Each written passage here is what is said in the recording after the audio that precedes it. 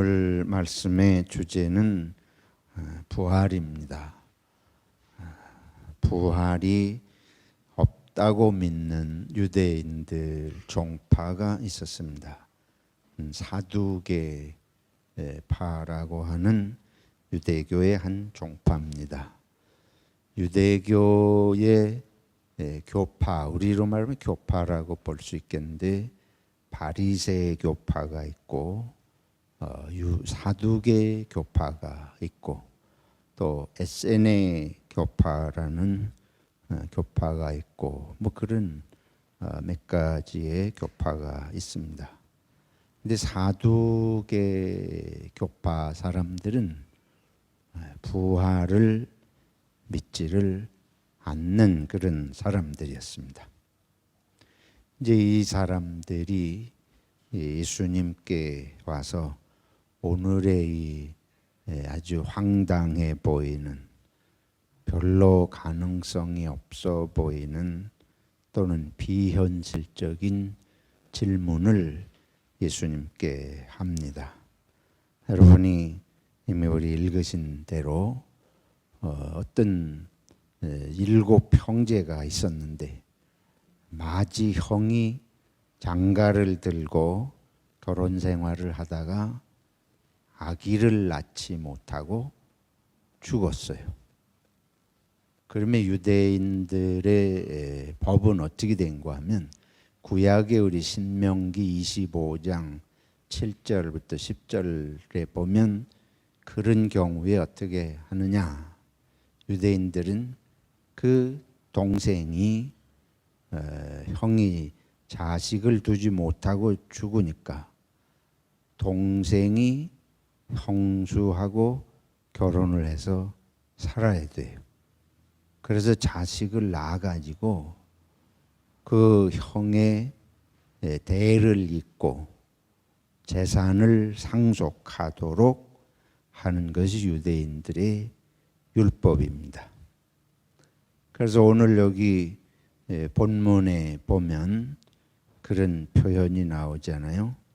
아내를 두고 어떤 사람의 형이 아내를 두고 자식이 없이 죽으면 그 동생이 아내를 취하여 형을 위하여 상속자를 세울지니라 하고 율법에 그렇게 되어 있습니다. 근데 이 사두개 사람이 예수님께 와서 하는 질문은 그 둘째가 형을 대신해서 형수하고 살았는데도 자식을 못 놓고 죽었다. 또 셋째가 그와 같이 했는데 또 자식을 못 놓고 죽었다. 그래서 7째까지 7형제가 다 이렇게 자식을 못 놓고 죽었는데 그러면 이들이 죽어서 천국에서는 어떻게 되겠느냐. 이 한 여인을 놓고 7 형제가 살았으니 누구의 아내가 되겠느냐. 이런 그 아주 황당한 질문을 해요. 왜 이런 질문을 하겠습니까? 여러분이 사두개인이라 그러면 무슨 마음으로 이런 질문을 예수님에게 할 것 같아요? 사두개 사람들은 자기들이 생각하는 교리, 율법에 대한 자기들의 해석, 이거를 증명하기 위해서 자기들의 교리가 옳다고 하는 것을 설명을 할 목적으로 이 질문을 만들어서 하는 거예요. 그러니까 무슨 뜻인가 하면 이 세상에서는 법이 하나님이 주신 율법에 한 여인을 7 형제가 이렇게 결혼해서 살고 자식을 못 낳고 죽으면 천국에 가면 누구 아내가 되겠느냐. 그러니까 그거는 합당하지가 않다. 부활의 세계를 이들이 믿지를 않으므로 부활의 세계에선 이게 맞지를 않지 않느냐. 그 부활의 세계가 있다 그러면 거기 가가지고는 어떻게 돼야 되냐, 이걸 율법적으로 어떻게 이걸 일곱 형제가 같이 데리고 살아야 되냐. 그러면 어떻게 돼야 돼요? 일보 다처가 아니고 일처 다보가 돼. 천국에서는 일처 다보로 살아야 되겠다. 그런 말이 되지 않지 않느냐. 이러고 이제 모순을 지적을 하면서 자기들의 교리를 정당화하려고 예수님을 이제 이렇게 시험을 하는 것입니다. 이런 일들이 세상에 없지 않습니다. 종교라고 하는 것은 영적인 세계, 신앙의 세계는 이 세상의 논리로 다 설명할 수 없잖아요. 근데 사람들은 논리로 모든 걸 꿰 수 있을 것 같이 생각을 해요. 그래서 자기가 세운 논리로 설명이 안 되면 틀렸다고 생각을 하고 끝까지 그걸 고집을 하면서 그거를 파고들고 이렇게 그래서 논쟁을 하고 그러는 경향이 우리들 속에는 있습니다. 감리교의 창시자라고 볼 수 있는 요한 웨슬리 선생님이 어느 날 꿈을 꿨대요. 천국에를 갔습니다. 꿈속에 천사가 천국문을 지키고 있더래요. 이 웨슬리가 천사에게 물었습니다. 이 천국에 감리교인이 몇 사람이나 왔습니까? 그랬더니 천사가 이렇게 그 천국에 온 명부를 들추어 보더니 감리교인으로 천국에 온 사람은 한 사람도 없습니다. 근데 웨슬리가 얼마나 실망이 되겠습니까? 그러면 장로교인으로 천국에 온 사람은 몇 사람이나 있습니까? 또 이렇게 명부를 뒤져보더니 장로교인도 한 사람도 없습니다. 그러니까 세 번째 질문하기를, 그러면 천국에는 어떤 사람들이 와 있습니까? 천사가 대답한 말이 천국에는 예수 그리스도의 이름을 믿는 사람들입니다. 여기는 감리교도 장로교도 침례교도 뭐 이런 교파를 믿어서 오는 게 아니고 그런 교리를 믿어서 오는 게 아니라 예수 그리스도를 믿는 사람들이 옵니다. 이거는 그 꿈 얘기에 지나지 않는 것이라고 할 수 있지만은 우리가 생각을 하게 되는 것은 이 세상에 살면서 하나님의 나라도 부활 이후의 세계도 세상에 사는 그런 논리의 연장선상에서 생각을 하는 이런 문제를 우리가 안고 있습니다. 그래서 부활을 믿지 않는 이 사두개인들이 예수님에게 질문하는 그 내용이 그런 거예요. 부활 이후의 세계도 지금 이 세상에서 일어나는 삶의 하나의 연장선상에서 그걸 생각하니까 이해를 할 수가 없는 거죠. 예수님께서 이제 이렇게 대답을 하십니다. 예수께서 이르시되 이 세상의 자녀들은 장가도 가고 시집도 가되 저 세상과 및 죽은 자 가운데서 부활함을 얻기에 합당히 여김을 받은 자들은 장가가고 시집가는 일이 어떻다? 없다. 좋아요? 얼마나 재미없겠어요. 우리 임장로님은 아주 해방감을 느끼시는 것 같은데. 거기는 예수님 말씀은 거기는 그런 게 없다. 그리고 뭐라고 지금 그들은 다시 뭐 할 수도 없고 죽을 수도 없나니 이는 뭐와 동등이요? 천사와 동등이요. 기가 막힌 얘기예요. 거기에서 부활의 자녀들은 천사와 동등이요 부활의 자녀로서 하나님의 자녀입니다. 이렇게 예수님은 말씀을 하십니다. 하나님의 나라, 부활의 세계, 천국에서의 삶은 이 세상에서의 삶의 연속이 아니다. 다른 차원의 세계인 것을 예수님은 분명히 말씀을 하셨습니다. 그게 변화가 일어난 세계예요. 지금 우리로 보면 다른 세계, 변화된 세계. 두 가지를 생각해 볼 수 있습니다. 하나는 이 세계, 이런 세계, 세상의 현상, 이것이 다른, 우리가 보는 이런 현상의 자연, 세계 만물의 이런 현상이 다른 세계를 우리가 생각을 해 볼 수 있겠고, 다른 하나는 여기 예수님이 말씀하시는 중요한 핵심은 우리가 천사와 동등이라. 하나님의 자녀라.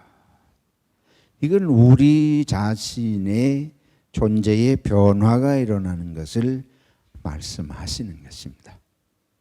바울 사도께서 고린도전서 15장이 부활장이라 우리 그렇게 말씀하는데, 우리가 그날에 다 변화될 것이다. 어떻게 변화되느냐? 여기 다시 죽을 수도 없다. 이 신체적인 변화가 우선 1차적으로 여기 언급이 되어 있습니다. 이 세상에서는 병들고 고통스럽고 죽을 수밖에 없는 게 인간의 신체적인 한계성입니다. 아무리 건강해도 언젠간 죽어요. 이 육신은 끝이 옵니다.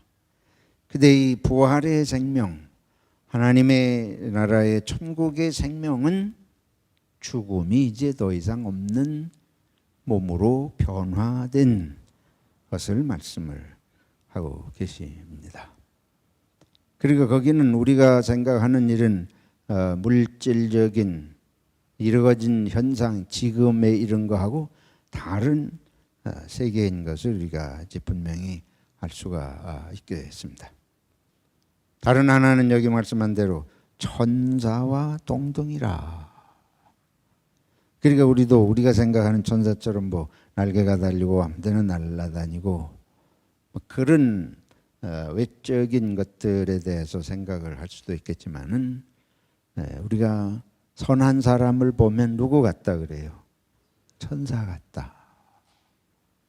중요한 것은 우리들의 성품이, 사람됨이 변화되는 그 세계가 바로 부활의 자녀라고 하는 것입니다.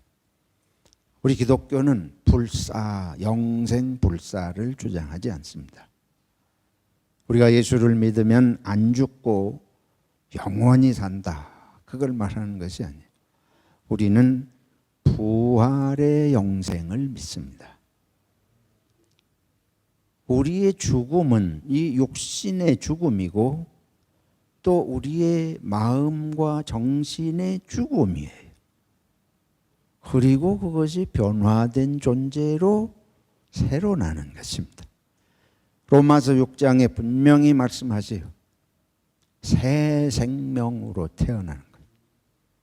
예수 그리스도와 연합해서 예수님의 죽음 속에 우리가 함께 죽고 우리가 새 생명으로 다시 태어나는 그 영생인데, 그건 우리들의 영혼의, 정신의, 마음의, 성품의 새로운 탄생. 온전하게 천사와 같이 하나님의 온전한 자녀의 모습으로서 우리가 부활하는 존재인 것을 이제 말씀을 하고 있습니다. 저희들이 살아가면서 고통이 있어요. 이 지금 말씀드린 몸이 병들면 고통스러워요. 저는 이대로 죽는 것인가 보다. 또 죽는 것이 낫겠다. 그런 고통을 나는 직접 경험을 했습니다. 죽음 문턱에서 이제는 죽었다. 그런데 이 육신이 이 세상에 있는 동안에 그 수많은 고통이 있고 죽음의 두려움이 있는데 그것이 극복되는 은혜도 너무 감사하지만 우리들에게 약속된 부활의 생명은 죽을 수 없다 그러셨으니까. 근데 우리들이 고통은 여러분이나 저나 내 마음이 온전치 못해서 당하는 고통이 그거는 날마다 있어요. 날마다 순간마다. 몸은 뭐 어지간하면 병들어도 약 먹고 고치고 또 어떤 때는 이제 병이 또 들기도 하고 그러지만은 아주 일상생활 속에서 끊임없이 우리들이 겪는 고통은 사실은 더 큰 고통은 뭔고 하면 마음의 고통이에요. 우리 마음이 천사 같지를 못해요. 오해도 하고 밉기도 하고 화가 나기도 하고 막 욕을 해대기도 하고 속에서 어떤 때는 막 저주가 나오기도 하고. 여러분 안 그렇습니까? 그렇게 되기를 원치를 않는데 그 모습을 벗어나지 못하는 그게 우리들의 모습입니다. 또 내가 아무리 천사같이 기도하면서 사랑의 마음을 품고 그래도 세상엔 또 많은 사람들이 어떤 때는 도무지 상상할 수 없을 정도로 악한 말을 하고 악한 행동을 하고 그런 모습이 실제로 세상에 가득해요. 우리가 실제로 다른 사람에 의해서 상처를 받지 않습니까? 그렇죠? 상처를 받아요. 내 마음이 문제일 때도 있지만 주위에서 상처를 받습니다. 왜 그런 건 그 사람도 마음이 누구 같지 않기 때문에 천사 같지 않아요. 뭐 우리가 멀리 갈 거 뭐 있어요? 집안에서도 그렇잖아요. 부부지간에도 분명히 사랑해. 근데도 어떤 때는 아주 엉뚱한 소리를 해. 그렇잖아요. 또 일부러 성질 나는 말만 골라서 또 이 말을 해야 성질이 날 줄 알면서 하는. 그러니까 그게 뭐 어떻게 돼요? 또 화해하려고 한마디 던졌다가 돌아오는 말은 그게 내가 한마디 미안하다 그러면 거기서도 미안하다 이러면 되는데 안 그러고 기다렸다는 듯이 쏟아붓거든요. 그러니까 또 아니 내가 화해하려고 그랬는데 미안하다 그러면 해야지 하고 이제 2배로 더 쏟아져 나가죠. 이게 우리들의 삶의 현실입니다. 대동소이할 거예요. 좀 뭐 차이는 있겠지만. 그래서 이런 모든 것에 대해서 하나님께서 예수님의 십자가의 은혜를 통해서 주시고자 하는 것은 이 부활의 자녀들, 하나님의 영생의 세계의 생명은 지금 이 땅에서의 이 모습으로는 상상할 수 없는 그런 온전한 생명의 은혜를 약속으로 주신 줄로 믿습니다. 그래서 사독의 사람들은 그 생각을 안 하기 때문에 이런 식의 질문을 만들어 가지고 자기들의 주장을 정당화하려고 자꾸 그러는 것이에요. 허망한 일이다. 예수님께서는 우리들을 보실 때에 우리들이 이 세상에 살면서 살아가는 모습이 다 비슷비슷해요. 그걸 예수님이 보시고 안타까워하십니다. 저 영원한 세계, 부활한 생명의 세계의 삶을 좀 그때를 보고 지금을 살아라. 이제 예수님 말씀을 하시는 내용은 전부 그겁니다. 그래서 천국은 하는 비유를 자꾸 해주세요. 지금 이 세상밖에 없는 줄로 생각하니까 금방 죽을 것 같고, 금방 해결이 안 되면 난리가 날 것 같고, 싸우지 않으면 안 될 것 같고, 그런데 다 너희가 하나님의 나라에 부활의 영생의 생명을 얻을 것인데, 그 삶은 어떤 것인지를 알고, 그 세계가 어떤 데인 줄을 알고 지금을 살아라.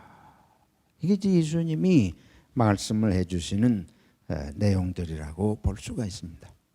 우리가 미리 갈 세계, 그 세계를 생각을 하고 거기는 은혜와 사랑과 선이 넘치는 세계인 걸 알고 늘 지금을 생각을 하면 인내할 수 있고, 보다 다른 말을 할 수 있고 다른 행동을 할 수 있는 가능성이 커지겠습니다. 그래서 항상 마음속에 영생을 생각하고 살아야 돼요. 항상 천국의 삶, 부활의 삶을 항상 생각을 하고, 지금 어떤 일을 겪을 때에 하나님의 세계에 우리가 부름을 받을 때 그 세계를 생각을 하고, 이게 달라지지 않을 게 아니고 달라질 것이다. 그러면서 이제 현실을 바라보고 극복을 하고 이겨나가라고 하는 말씀이지요. 첫째로 우리가 생각할 하나님의 세계는 어떤 세계일까? 하나님에 대한 의심이 사라진 세계. 바울 사도는 뭐라 그러신가 하면, 그날에는 우리가 얼굴과 얼굴을 마주 대하고 보는 것 같이 볼 것이다. 지금 이 세상에서는 의심이 많아요. 눈에 안 보이니까. 정말 하나님이 계실까? 정말 천국이 있을까? 정말 영생이 있을까? 끊임없이 우리 속에 의심이 있지 않습니까? 가보지 않았고 눈에 지금 볼 수 없기 때문에. 성경이 말씀하는 그날에 예수님이 말씀하시고자 하는 것은, 그날은 하나님 아버지를 눈앞에 보기 때문에 하나님의 은혜가 얼마나 큰지 감사하고 찬송하는 세계다. 찬양의 세계라. 그러니까 이사야서에 보면, 이사야 6장에 보면 우시야 왕이 죽던 때에 하나님께서 이사야 선지자에게 하늘 보좌를 보여주셨어요. 그러니까 거기에 천군 천사들이 하나님을 경배하고 찬송하는 모습을 보여주시잖아요. 그래서 그 나라는 하나님과 모든 이들에 대해서 찬양하고 영광을 돌리는 세계다. 영광스러운 세계다. 이 세상은 어때요? 이 세상은 눈만 뜨면 불행이 있어요. 고통이 있어요. 미움이 있어요. 답답함이 있어요. 원망이 있어요. 원수가 있어요. 오늘 학계 선지자를 통해서 말씀해 주시는 내용이나 바울 사도께서 데살로니가 후서에서 주신 말씀이나 다 영광의 세계를 말씀하고 있습니다. 영광의 세계가 있다. 이 세상에처럼 그렇게 눈을 아래로 깔고 답답하고 고통스러워서 원망하고 일은 한탄하고 탄식하는 그게 아니고 영광의 세계가 우리 앞에 있다. 그래서 하나님에게 찬양을 드리고 날마다 영광을 돌리고 감사하는. 그러면 어떻게 하겠습니까? 예수님께서 그 말씀을 해주시는 것은 지금 안 보이더라도 지금 하나님의 세계를 믿고 감사하고 찬송을 해라.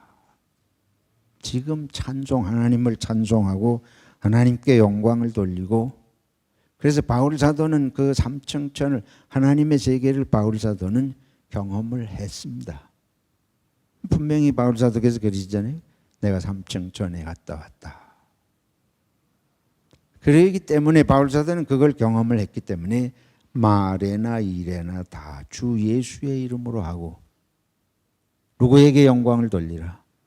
하나님께 영광을 돌리라. 여러분 그 세계를 경험한 사람들은 하나님의 영광의 세계를 알고 보고 믿기 때문에 어떤 상황에서도 감사하고 찬송하고 영광을 돌리는 그것이 소중한 것을 이제 보고 깨달아서 그런 말씀을 하시는 것이죠. 두 번째 하나님의 나라 부활의 세계에서의 여기 말씀은 천사와 동등이요 라고 한 표현을 통해서 또 다른 여러 성경들을 통해서 예수님께서 주신 말씀을 통해서 보게 되는 것은 하나님의 나라는 오로지 사랑하는 세계다. 저는 이 라켄바 도서관에 여기 라켄바 도서관이 이제 동네마다 도서관 있잖아요. 한번 그 도서관에 가서 여러 가지 이제 무슨 도서들이 있나 하고 이렇게 살펴보던 중에 비디오 테이프를 하나 제가 발견을 하고 빌려다가 본 적이 있습니다. 그는 죽음 이후의 세계를 경험한 사람들을 모아놓은 비디오 테이프였습니다. 근데 거기 그 임사 체험이라 그러죠. 한국말로는 Near Death Experience. 거의 죽은 경험을 한 사람인데 여러 사람의 그런 인터뷰를 하면서 그 사람들이 자기가 죽었다 살아난 경험들을 쭉 얘기들을 하는데 공통점이 있어요. 그 공통점이 뭔가 하면 사랑의 세계를 체험을 했다. 그래서 거기를 갔다 온 후에 이 세상에서 살아야 할 한 가지 의미는 사랑하는 것이다. 그건 딱 공통적으로 그 얘기를 하더라고요. 우리가 이 세상에서 가장 안타까운 건 사랑이 안 되기 때문에 안타까운 것입니다. 사랑의 확신이 없기 때문에. 온전한 세상이라고 하는 건 온전히 사랑하는 세상 이외에 뭐 다른 게 있을 것이 없어요. 하나님이 우리를 온전히 사랑하시는 것을 체험하게 되고 우리 신앙생활의 문제도 전부 하나님의 사랑에 대한 의심 때문에 문제입니다. 마틴 루터가 종교개혁가인 마틴 루터가 가장 고민한 게 뭔가 하면 길을 가다가 두 친구하고 길 가다가 벼락이 떨어져서 친구가 어떻게 돼요? 죽었잖아요. 그래서 무서운 하나님이 이게 생각이 들어와 가지고 그때부터 자기 친구가 옆에서 벼락을 맞아 죽는 걸 보고는 하나님의 심판에 대해서 너무너무 두려워지기 시작을 했습니다. 그런데 그때 가톨릭에서는 어떻게 가르친가 하면 이 인간이 선행을 해야 공로, 인간의 공로를 통해서 하나님이 인간을 구원하신다. 그 선행을 강조를 했댔거든요. 가톨릭에서. 그러니까 내가 선한 삶, 의로운 삶, 이 죄를 짓지 않고 의로운 삶을 살아야 구원받는다. 이 생각이 가득하니까 어떻게 돼? 우리가 마음속에 막 원망이 생기고 남을 욕하게 되고 미워하는 생각만 해도 마음에 막 죄책감이 들잖아요. 그러니까 루터가 금식도 하고 철야도 하고 별거 다 해요. 기도도 하고. 어거스틴 수도원에 들어가서 온갖 그런 절제된 삶을 사는데도 자기 마음에 내가 의롭다 하는 생각을 가질 수가 없는 거예요. 그래서 하나님이 미워지기 시작을 해요. 하나님이 없었으면 좋겠다는 생각을 하게 돼. 루터의 직접 고백을 보면 내가 하나님을 증오하기 시작을 했다.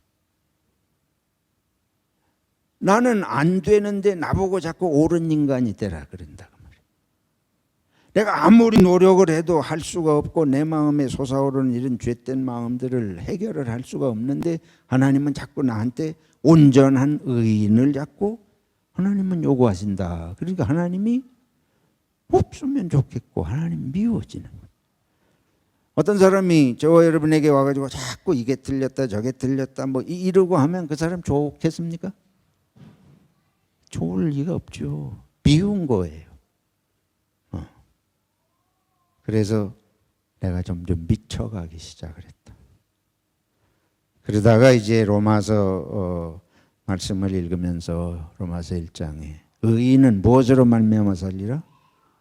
믿음으로 말미암아 살리라. 이게 뭐 아주 벼락치는 것처럼 이 루터에게 은혜가 됐어요. 그래서 구원은 예수님의 십자가 은혜로 구원받는 것이지 내가 그 예수님이 그렇게 구원하시기 위해서 십자가에 돌아가신 걸 내가 믿으면 믿음으로 구원받는 거지 내가 뭐 의로운 온전한 인간이 돼가지고 구원받는 것이 아니다. 행위로 구원받는 것이 아니다. 이걸 이제 깨닫고 루터는 이 가톨릭에서 잘못 가르친다. 이래서 종교개혁을 하는 그런 모티베이션이 거기서 이제 사실은 나왔던 것입니다. 우리들이 이 세상에 살아가면서 우리 자신의 모습으로 뭐 의인이 될 길이 없어요. 그건 아주 분명해요. 어떤 사람도 그거는 마찬가지입니다. 하나님의 은혜요. 예수님의 대속의 십자가 아니고는 우리가 무슨 재주로 구원받고 영생을 얻을 만한 의인이 될 수 있겠어요? 그러면 다 자기 나름대로 의인이 되려고 노력을 해야 되겠는데 그거 가지고는 안 된다. 하나님께서 이제 이런 은혜를 주셔서 우리들이 구원을 받고 영생의 세계를 선물로 받고 그런데 그런 것들 속에서 이 세상에서는 그게 안 되지만 그 하나님의 나라에 가서 이제 변화가 돼야 될 핵심은 바로 사랑할 수 있는 존재가 되는 거예요. 이 세상에서 우리가 고민하는 건 사랑이 안 되기 때문에 고민. 마음의 죄라는 게 뭐예요? 마음의 죄는 다 100% 사랑이 안 되는 데서 생겨지는 겁니다. 다른 게 없죠. 예수님 뭐라 그러지? 원수도 어떡하라? 사랑을. 원수를 사랑하기까지는 뭐 마누라 사랑도 안 되는데 뭐 원수. 근데 예수님 말씀은 우리가 어떤 뜻인지는 알지만 실천이 잘 안 돼요. 근데 이 세상에서 나와 저와 저희 집사람이 정말 온전히 사랑할 수 있다면 그거는 어디입니까? 그 천국이지 다른 천국이 뭐 있겠어요? 그렇잖아요. 어떤 사람이 목사님 찾아왔어요. 목사님 지난주에 천국에 대한 설교를 해주셔서 제가 은혜를 받았습니다. 근데 목사님이 천국이 어디 있는지는 얘기를 안 해주셔서 제가 한 주 동안 아주 의심이 됐습니다. 천국이 어디에 있습니까? 그랬더니 목사님이 아주 좋은 질문을 하셨습니다. 그러시면서 저 언덕 넘어 가면 오두막집이 하나 있고 거기 병들어 누워 앓는 과부가 한 분 계십니다. 그거 찾아가셔서 필요한 걸 드리면서 내가 예수님의 이름으로 이걸 자매님께 드립니다 하고는 성경 시편 23편을 잘 이렇게 읽어드리십시오. 그리고 무릎을 꿇고 그 자매님과 함께 기도를 하십시오. 그러고도 천국이 어디 있는지를 모르시면 내가 보상을 내드리겠습니다. 뭐 이랬다는 거예요. 그래 이분이 그 목사님 말씀을 듣고 실제로 언덕 너머를 찾아가니까 과부가 있고 그대로 했어요. 그러고 돌아오더니 목사님 내가 정말 천국을 체험했습니다. 여러분 무슨 얘기인지 이해가 되시죠? 천국이 예수님께서 천국이 어디에 있느니라? 내 마음에 있느니라. 그 말은 저 천국 세상이 없다는 게 아니고 부활 이후에 그 영원한 천국에 가면 우리가 다 그런 마음이 된다는 것을 말씀하는 것이죠. 우리가 다 변화돼서 참으로 뭐 하는 사람으로 변화된다. 사랑하는 사람으로 변화된다. 하나님의 사랑을 확신을 하게 되는 거예요. 루터가 고민한 거, 하나님은 심판하시는 하나님, 잘못한 것을 이렇게 보고 있다가 벼락을 내리시는 하나님, 그것 때문에 두려워했는데 그게 아니고 하나님은 사랑의 하나님이다. 그래서 이 예수님을 통해서 우리의 죄를 다 대신 짊어지게 하시고 우리를 구원하신대. 그러니까 이제 그 나라에 가면 사랑의 의심이 되지를 않고 들지를 않고 정말 사랑의 하나님, 그냥 사랑 자체이신 하나님을 눈으로 보고 감사하고 찬양하고 그리고 서로가 사랑하는 존재로 변화된 세계. 바울사도 이제 이렇게 말씀하십니다. 고린도전서 15장에서 그러므로 이는 우리가 영광의 그런 존재로 이 세상에선 썩을 육체를 가지고 살지만 이제 그 부활의 몸으로는 다 영광의 몸으로 변화가 될 것이다. 그 영광의 몸으로 변화될 그것을 믿고 이 세상에 사는 동안에 낙심하지 말고 선한 삶을 살도록 해라. 오늘 바울 사도께서 데살로니가 후서 2장에서 몇 가지를 말씀합니다. 이 세상을 천국을 사는 것처럼 부활의 자녀로서 사는 것처럼 이 세상을 살아야 되는데 그 첫째는 진리의 말씀을 따라서 살아라. 하나님의 말씀을 따라서 사는 것이 영생의 천국의 삶을 사는 삶을 말하는 것입니다. 하나님의 말씀을 새기고 말씀대로 살도록 해라. 둘째는 우리 주 예수 그리스도와 우리를 사랑하시고 영원한 위로와 좋은 소망을 은혜로 주신 하나님 우리 아버지께서 우리를 사랑하시고 하나님께 영원한 위로가 있고 하나님께 좋은 소망이 있는 걸 믿는 믿음으로 사는 것입니다. 세상에서 위로를 찾으려고 하면 자꾸 낙심이 돼요. 근데 하나님께서 우리를 사랑하시고 하나님께서 우리를 위로하실 일을 반드시 우리 앞에 놓으시고 인도하시고 우리를 좋은 소망의 길로 인도하신다. 낙심하지 말고 나를 돌보시는 사랑의 하나님이 내 마음을 위로하실 일로 인도하시고 내가 소망을 가지도록 절망하지 않도록 인도하신다는 걸 믿고, 셋째로는 너희 마음을 위로하시고 모든 선한 일과 말에 굳게 하시기를 원하노라. 선한 일과 말, 이걸 힘쓰라는 것입니다. 그러니까 선한 일과 말이라는 것은 나의 성품 훈련이라고 볼 수 있습니다. 그래서 우리가 성품 훈련이 필요해요. 마태복음 5장에 예수님께서 심령이 가난한 자는 복이 있나니 애통하는 자는 복이 있나니, 내가 한이 맺혀서 애통하는 걸 말씀하는 게 아니에요. 이웃의 아픔을 같이 아파하는 마음을 애통하는 것을 말씀하는 거죠. 긍휼히 여기는 자가 복이 있다. 화평케 하는 자가 복이 있다. 우리는 요만큼 받으면 그냥 배나 갚아가지고 하지 않으면 속이 안 풀리잖아요. 직성이 안 풀리잖아요. 재채기 하려다가 안 나오면 그런 것처럼 한마디 욕을 먹으면 10배로 욕을 해야 돼야. 근데 욕하기 시작하면 욕이 더 나옵니다. 그게 참. 화내기 시작하면 화가 더 커져요. 여러분 안 그러신 모양인데. 화난다고 애들 때리면 홧김에 잠잠 뒀더니. 우리들이 이런 거를 절제하는 훈련을 해야 되겠는데, 근데 이게 또 서로 도와줄 필요가 있어요. 저 사람 속에 지금 화가 나는데 내가 더 화가 나게 하지 않도록, 그게 또 내가 사는 길이에요. 더 화 돋구면 그 사람이 내가 쥐어박으면 조용히 있을 것 같지요. 요새는 그런 세상이 아닙니다.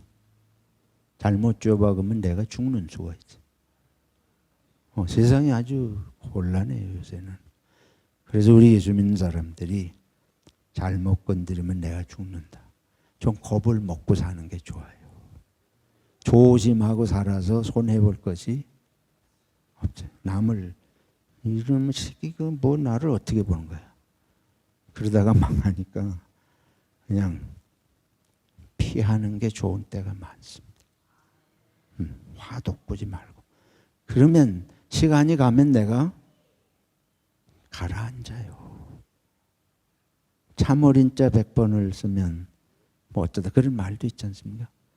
시간이 약이에요. 그때 참고 넘기면 하나님이 은혜 주셔서 마음이 달라지는데 못 참고 하면은 일이 자꾸 커지고 그걸 부추기고 이용하는 존재가 있는데 그게 바로 사탄입니다.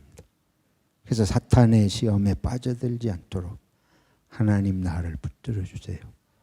하나님이 선한 길로 위로의 길로 소망의 길로 인도하시는 줄로 믿고 내가 죽을 힘을 다해서 참겠습니다. 내가 참을 수 있게 도와주시옵소서. 이게 이제 이렇게 하는 게 부활의 세계의 부활의 자녀들의 삶을 지금 사는 훈련입니다. 그렇게 함으로 해서 이 땅에 내 속에 하나님의 은혜를 체험하고 다른 사람들을 또 그렇게 해서 유익을 끼치면 이 세상에서도 하나님의 세계가 이루어지도록 하는 하나님의 도구로 예수님의 제자로 삶이 사라지는 줄로 믿습니다. 기도하겠습니다. 하나님 아버지, 우리들이 얼마나 부족하고 의지력이 약한지 주님 아십니다. 그러나 순간순간 우리는 다 예수님의 십자가의 은혜로 부활의 자녀가 되고 천사와 동등한 존재로 영생을 얻을 걸 믿습니다. 그 세계를 생각하면서 이 땅에서의 삶을 선한 말과 행실을 할 수 있도록 날마다 도와주시옵소서. 하나님을 사랑하고 찬송하고 이웃을 사랑하고 존중하는 마음을 축복해 주시옵소서. 예수님의 이름으로 기도하옵나이다. 아멘.